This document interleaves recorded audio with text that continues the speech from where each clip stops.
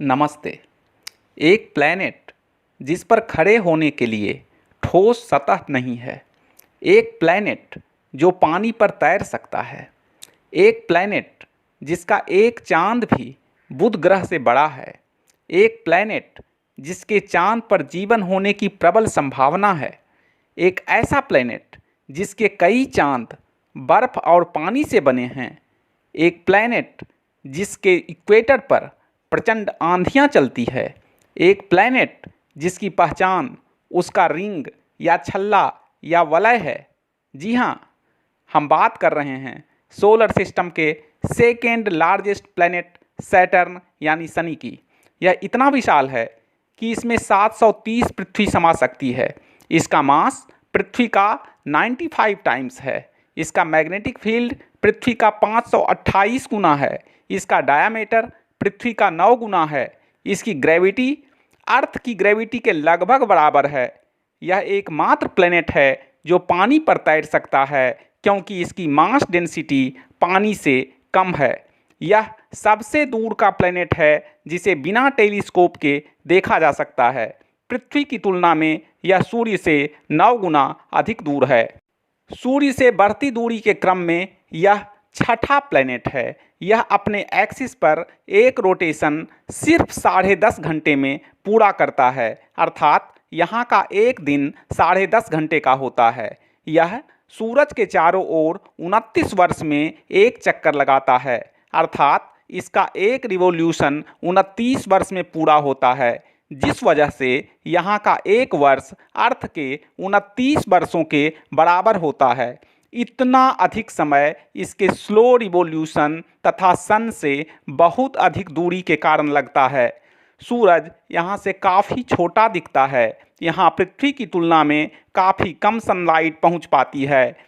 Saturn gas का एक विशाल गोला है जिसमें सर्वाधिक मात्रा में हाइड्रोजन तथा हीलियम पाए जाते हैं। इसका ठोस द्रव की कोर है जिसमें एक्सट्रीम प्रेशर है। प्रेशर इसके कोर के टेम्परेचर को 11,700 डिग्री सेल्सियस तक पहुंचा देता है। जितनी हीट इसे सनलाइट से मिलती है उससे 2.5 गुना अधिक हीट तो यह स्पेस में रेडिएट करता है। इसके कोर के चारों ओर लिक्विड मेटेलिक हाइड्रोजन का लेयर है। एक्सट्रीम प्रेशर ही हाइड्रोजन को लिक्विड फॉर्म में बदल देता है। इसका आउटर मोस्ट लेयर गैस का बना है जिसमें मुख्यतः हाइड्रोजन तथा हीलियम पाए जाते हैं। सैटर्न का आकार अर्थ से काफ़ी बड़ा है, लेकिन फिर भी यह अपने चारों ओर सिर्फ 10.5 घंटे में घूम लेती है, जबकि अर्थ ऐसा करने में 24 घंटे का समय लेती है। सैटर्न के इस हाई स्पिनिंग स्पीड की वजह से यह भी अर्थ की तरह ही पोल पर चपटा तथा इक्वेटर पर फूला हुआ सा हो गया है। अर्थ की तरह इसका भी पोलर डायमीटर कम है तथा इक्वेटोरियल डायमीटर अधिक है। हाई स्पिनिंग स्पीड की वजह से इक्वेटर पर चलने वाली हवा की रफ्तार 1800 किलोमीटर पर आवर तक पहुंच जाती है। जुपिटर के ग्रेट रेड स्पॉट की तरह सैटर्न के पोल पर ग्रेट व्हाइट स्पॉट प्रत्येक 30 साल बाद दिखाई पड़ते हैं, जो इसके इलेक्ट्रोस्टैटिक डिस्टरबेंस की वजह से पैदा हुए कई हजार वर्ग किलोमीटर में फैले सफ़ेद बादल हैं।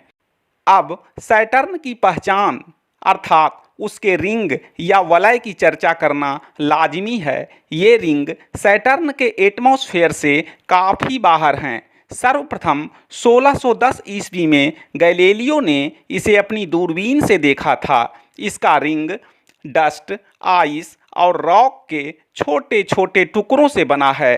इसके मुख्य रिंग की ऊंचाई अर्थ से चांद जितनी है, जबकि चौड़ाई मात्र 9 मीटर है। सैटर्न में कुल मिलाकर 7 रिंग हैं।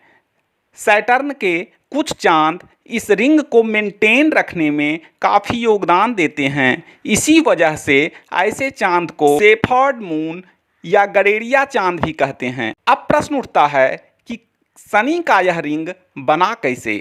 एक थ्योरी यह कहती है कि सैटर्न के 2 मध्यम आकार के चांद थे। इन दोनों की आपसी टक्कर तथा विलय से इसका विशाल चांद टाइटन बन गया। तथा टक्कर से छिटके मलबे रिंग के फॉर्म में सैटर्न का चक्कर लगाने लगे। एक रीसेंट स्टडी यह सजेस्ट करती है कि यहाँ पहले कोई ड्वार्फ प्लैनेट था जो किसी आकाशीय टक्कर में टूट गया और उसी का मलबा रिंग के फॉर्म में सैटर्न का चक्कर लगाने लगा। अब सैटर्न पर भेजे गए स्पेस मिशन की बात करना आवश्यक है। 1979 में पायोनियर 1 पहला स्पेसक्राफ्ट था जो सैटर्न के पास से गुजरा था।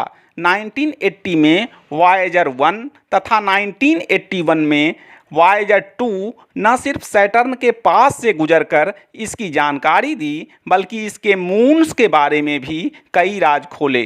2004 में कैसिनी स्पेसक्राफ्ट सैटर्न के पास पहुंचा और 2017 तक इसका चक्कर लगाता रहा। इससे न सिर्फ सैटर्न के बारे में महत्वपूर्ण इन्फॉर्मेशन तथा फोटो भेजे बल्कि इसके आइसी मून्स के बारे में जानकारी देकर सोलर सिस्टम में जीवन की संभावनाओं को नया आयाम दिया। इसने हमें मीथेन की नदियों को मीथेन के समंदर में गिरते दिखाया।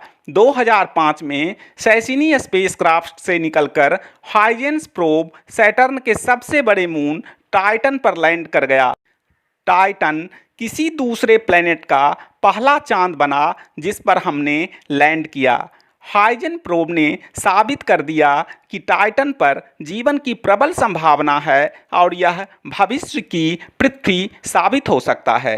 कई सोलर सिस्टम को मिलाकर जितने प्लेनेट नहीं होंगे उतने तो सैटर्न के चांद हैं। सैटर्न के सिर्फ कन्फर्म मून की संख्या 53 है जबकि 29 प्रोबेबल मून भी हैं। इसके कन्फर्म मून में कुछ मून आइस और वाटर से बने हैं जहां जीवन की संभावना को खारिज नहीं किया जा सकता। इन्हें ही आइसी मून ऑफ सैटर्न कहते हैं। सैटर्न और इसके मून एक मिनी सोलर सिस्टम से कम नहीं हैं। सबसे पहले हम इसके सबसे बड़े चांद टाइटन की चर्चा करते हैं। टाइटन सैटर्न का सबसे बड़ा और सोलर सिस्टम का दूसरा सबसे बड़ा मून है। टाइटन इतना बड़ा है कि मरकरी भी इससे छोटा है। टाइटन का धरातल और वातावरण पृथ्वी से काफ़ी हद तक मिलता जुलता है। यहाँ का एटमॉस्फेयर भी नाइट्रोजन रिच है। यहाँ के वातावरण में नाइट्रोजन और मीथेन अर्थ के एटमॉस्फेयर से 10 गुना अधिक है। यहाँ मीथेन के बादल हैं, मीथेन की बारिश होती है, मीथेन और इथेन जैसे हाइड्रोकार्बन की नदियाँ और समंदर हैं। ये जलाशय सैकड़ों फीट गहरे और सैकड़ों किलोमीटर विस्तृत हैं। टाइटन की सतह पानी की बर्फ से बनी है जिसके नीचे पानी का महासागर है। इन महासागरों में वैसे जीवन की संभावना हो सकती है जैसा हम जानते हैं। टाइटन की सतह पर पाई जाने वाली मीथेन की नदियाँ, झीलें और सागर वैसे जीवन की संभावना रखती है जो अलग तरह की केमिस्ट्री पर चलती हो और जिससे हम अभी तक परिचित नहीं हो पाए हैं। सैटर्न का दूसरा महत्वपूर्ण चांद है इनसेलाडस। इसका सरफेस आइस का बना है। आइसी सरफेस इसे सोलर सिस्टम का ब्राइटेस्ट ऑब्जेक्ट बनाती है। यहाँ सब सरफेस ओशन मौजूद है जहाँ जीवन की संभावना है। इसके साउथ पोल से 1000 से ऊपर फव्वारे निकलते हैं जो आइस तथा वाटर इजेक्ट करते रहते हैं। मिमास सैटर्न का एक और महत्वपूर्ण सैटेलाइट है। यह उल्का पिंडों का सर्वाधिक आघात झेला है और इसीलिए यहाँ सर्वाधिक क्रेटर पाए जाते हैं। यह इसकी सतह को फिक्शनल डेथ स्टार की तरह काफ़ी विभत्स बनाता है। इसकी सतह के नीचे भी सागर होने की संभावना मौजूद है। रिया सैटर्न का एक अन्य महत्वपूर्ण आइसी सैटेलाइट है।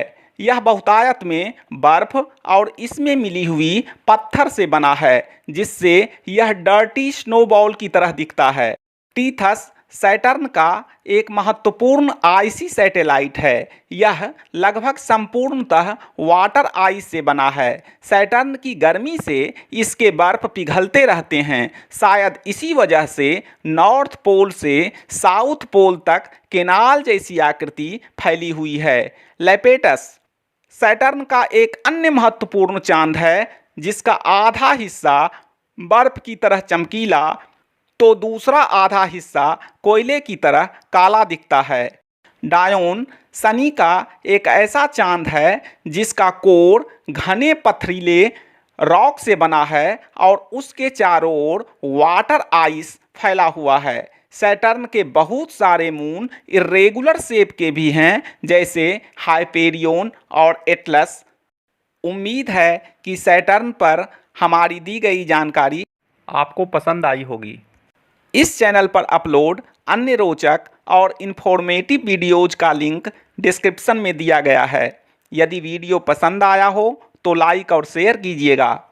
चैनल को सब्सक्राइब करें ताकि मुझे और भी वीडियोज बनाने का मनोबल और समर्थन मिलता रहे। अगले वीडियो में आपसे फिर मुलाकात होगी। तब तक के लिए नमस्कार।